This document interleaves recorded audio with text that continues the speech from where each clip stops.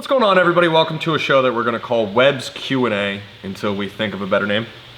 We're just going to stick with this. Yeah, sounds fine. So basically, you guys send in questions, and we also pull just from general questions that we get. So when somebody calls with a tech question into Webb's, they get Joe. Joe is easily one of the most knowledgeable people in the pond industry, so we're just going to field a lot of general Q&A questions and try to keep it sort of on topic.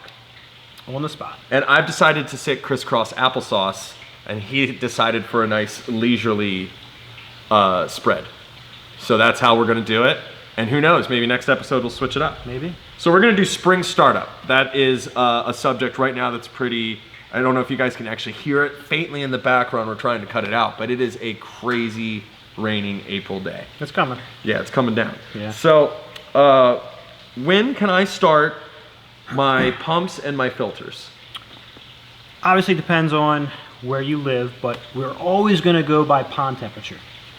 So if you don't have a thermometer, buy one. It's probably the least expensive thing you'll ever buy. They're like by far and large the cheapest thing in this warehouse, and they seem to correlate with like every single major decision, including like feeding. So if you don't have one, you're just running by the seat of your pants. Everything.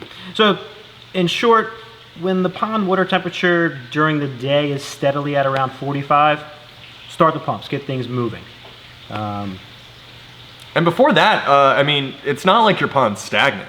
Because like even in the winter, you should be running your aeration to some degree in like the more shallow ends. So, you know, if you're asking that question and you're asking it because you haven't been doing anything at all in your pond, right, you know, that's not really necessarily the right thing either. And if you need any pond maintenance help, we have like just hundreds of videos on what to do at every single season. And usually around that temperature, the fish will start moving. They'll tell you they're waking up, more or less. So start turning things on, 45-ish. So we were just talking about fish feeding, so let's just go into that. Everyone always wonders when they need to start feeding their fish, and I'm just going to jump into it. Like, you need to pay attention to this because it is a actual health hazard to get this one wrong. Right. So you'll wait until the pond temperature is about 55. That's when your nitrifying bacteria starts to wake up, converting ammonia to nitrate, ammonia to nitrite to less toxic nitrate. So don't start feeding too early. You'll start seeing sudden ammonia spikes. But also, good question, you should start feeding a cold weather food. It's easily digestible. Something with more carbohydrates, you mean, right? Same stuff you were feeding prior to the winter. Gotcha. So cold weather food, 55, that's when you want to start. And what is an ammonia spike? Like, what's that going to do to the environment of the fish? Is that it's just like a toxin, right? Yeah, so fish waste immediately is ammonia, and that converts to nitrites. So you'll see fish flashing, and they can get some serious diseases early on. And of course, it's early season. It's a little bit too early to actually start medicating the pond. Well, let's actually go into that because one of the procedures that everybody out there who's watching this, unless you're very green to this, what about bacteria? When would you start adding bacteria? 55. 55? Right. Nice and simple. And what about tropical plants, things that you might have taken out during the other seasons? Tropical lilies, marginals were all brought indoors. First frost would kill them, so you want to bring them inside. Usually, you know, it depends on the weather, but usually when there's zero signs of frost at any point, you can bring it back out. You can replant the lilies, repot the marginals, get them back in the pond, and fertilize. All right. And this is interesting. So during the winter months, a lot of people don't realize that you're going to lose a lot of your water. It's still going to evaporate. It's not like the rest of the environment just takes a break just because it's cold outside. Right. So, and I think you get inundated with this question. A lot of people are concerned, especially, I would say that a lot of this probably happens when somebody inherits a pond. Like, you get your pond because you bought a house and there's a pond, and they don't know if it's leaking or evaporated. So like, what's like your go-to? Because you don't want to assume that it's evaporated and it's actually leaking, or vice versa, and waste all your time.